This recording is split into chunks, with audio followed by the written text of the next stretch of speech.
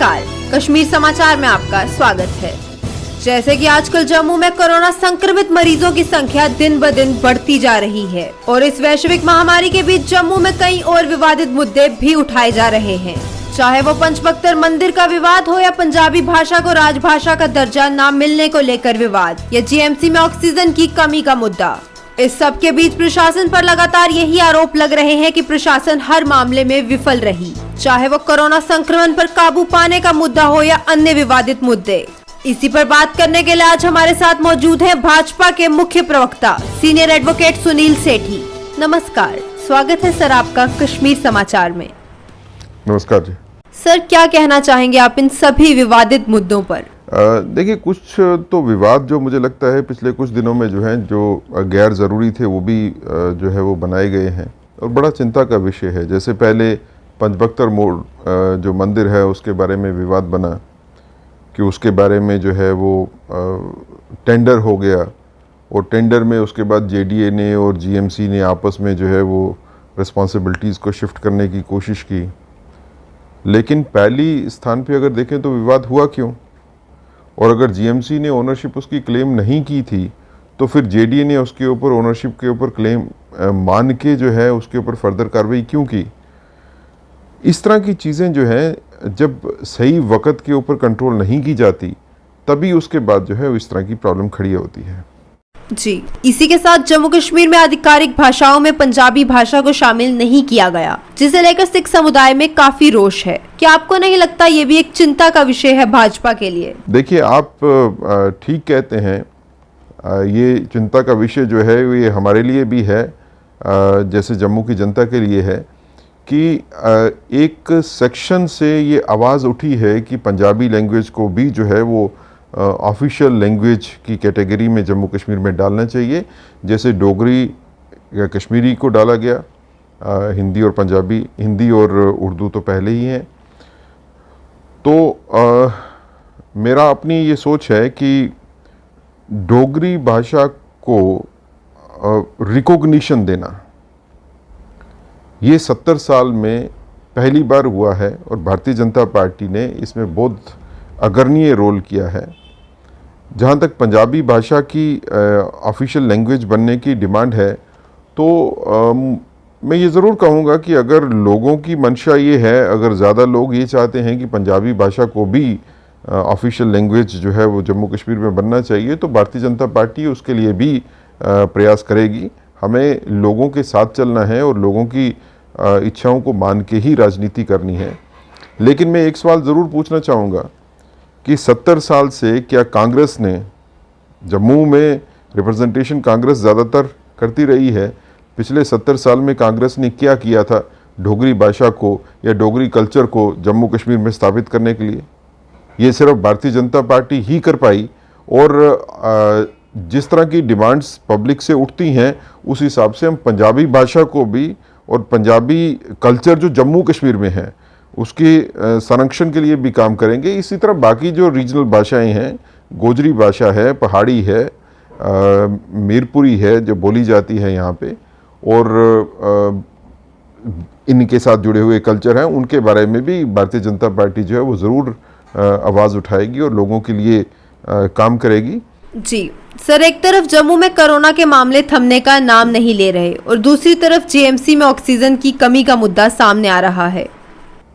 अब रिसेंटली हम देख रहे हैं कि जीएमसी में एक नया विवाद बन रहा है कि जीएमसी में जो है वो सप्लाईज जो है वो प्रॉपर नहीं है या उसमें एडमिनिस्ट्रेशन की इंटरफेरेंस जो है वो उस हिसाब से है कि डॉक्टर्स अपने काम जो है वो प्रॉपरली नहीं कर पा रहे।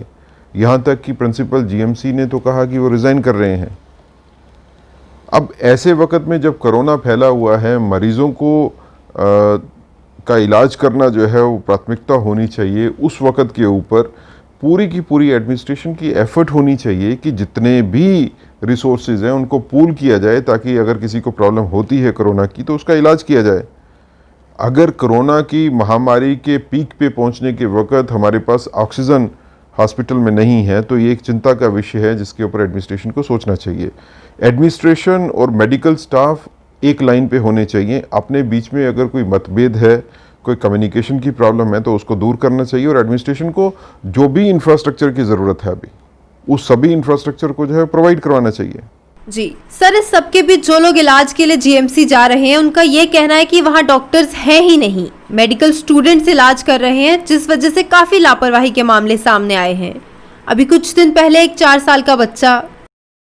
देखिए, जो जीएमसी में जो डॉक्टर काम कर रहे हैं और इस तरह बाकी हॉस्पिटल्स में भी जो कोविड हॉस्पिटल्स में काम कर रहे हैं, हम लोग उनके शुक्रगुजार हैं कि वो अच्छा काम कर रहे हैं। और अभी आपने देखा कि रिसेंटली भी कि ज़्यादातर जो सीनियर डॉक्टर्स भी हैं, जैसे कल की ही खबर आई कि एचओडी जो पीडियाट्रिक्स के हैं उनको भी कोरोना पॉजिटिव हो गया, और बाकी भी काफ़ी ज़्यादा जो सीनियर डॉक्टर्स भी हैं और जो जूनियर डॉक्टर्स भी हैं और जो स्टाफ है उनमें से काफ़ी लोग जो है वो कोरोना पॉजिटिव हो गए हैं।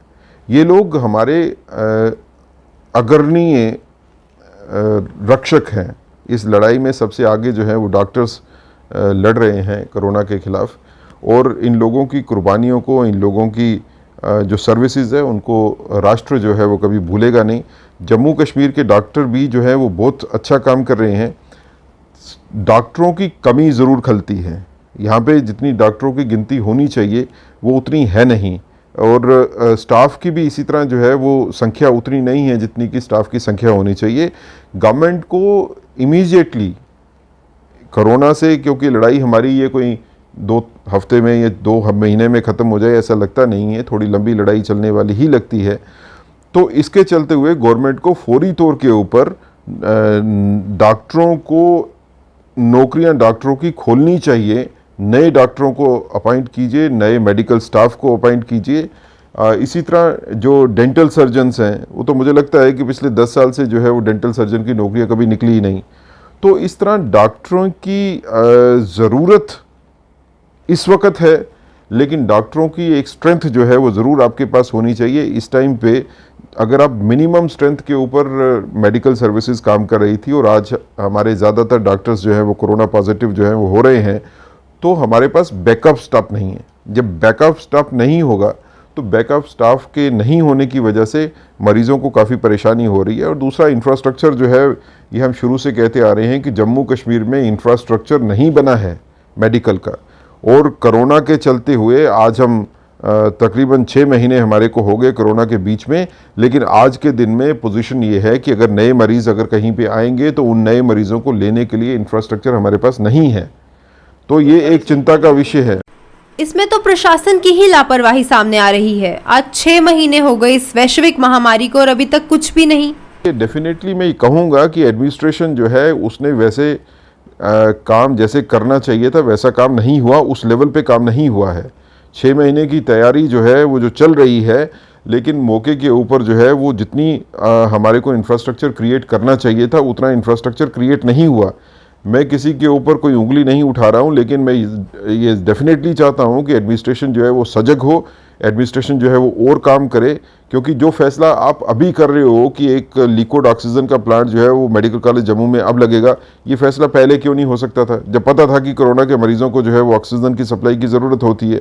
तो इस तरह की जो दूरदर्शिता है वो एडमिनिस्ट्रेशन को दिखाने की ज़रूरत पड़ेगी। उसके बगैर जो है इतनी बड़ी महामारी से जो पूरा विश्व जिसमें जूझ रहा है, और आज के दिन में तो हिंदुस्तान में 1 लाख से ऊपर मरीज़ जो है वो पर डे के हिसाब से इफ़ेक्ट होना शुरू हो गए हैं।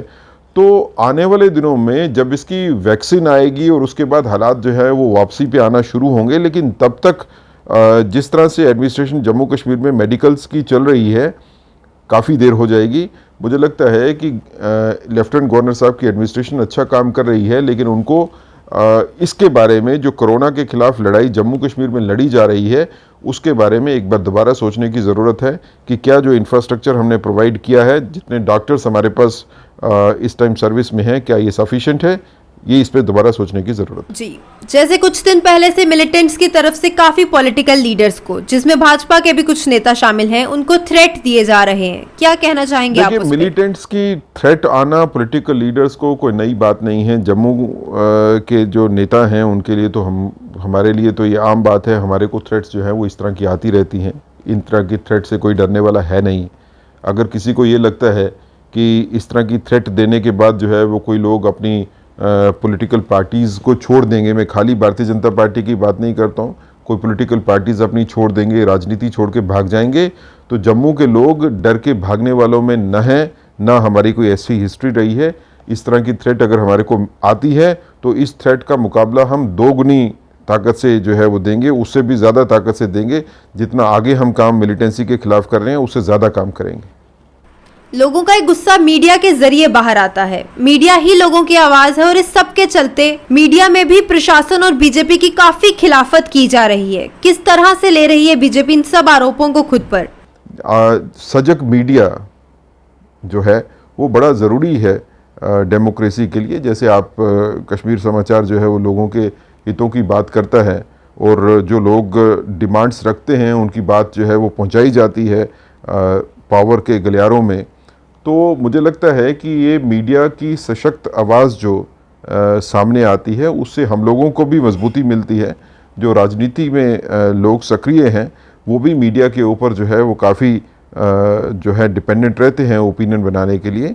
लोगों के साथ कंटेक्ट मीडिया जो है वो बेहतरी से कर रही है। इसके बारे में मुझे डेफिनेटली खुशी है कि पिछले 2 साल से जैसे मीडिया ने काम किया है, और जहाँ पे भी कमी है, चाहे वो कमी एडमिनिस्ट्रेशन की होगी या किसी राजनीति सोच की होगी या राजनीतिक दल की होगी, मीडिया को उसको ज़रूर उभारना चाहिए। और मेरा अपना मानना है कि डेमोक्रेसी को अगर बना के रखना है तो राजनीति को मीडिया के साथ लड़ाई नहीं करनी है। उसको समझना है कि मीडिया जो आप लोगों को चीज़ें बताती है वो आपकी बेहतरी के लिए हैं, वो लोगों की बेहतरी के लिए हैं। सर, इस सब के बावजूद भी जनता का भारतीय जनता पार्टी पर भरोसा बना रहे, इसके लिए क्या आश्वासन दिला रही है पार्टी? भारतीय जनता पार्टी लोगों को ये आश्वासन देती है कि जहाँ पे भी जनता की कोई प्रॉब्लम होगी हम पूरी तरह से सजग हैं उसको ठीक करने के लिए। जो प्रयास हमसे होगा वो डेफिनेटली हम करेंगे ताकि लोगों को इंसाफ जो है वो जम्मू कश्मीर के बीच में मिल सके। शुक्रिया। ये थे हमारे साथ भाजपा के मुख्य प्रवक्ता सीनियर एडवोकेट सुनील सेठी, जिनसे हमने जम्मू के कई विवादित मुद्दों पर बातचीत की।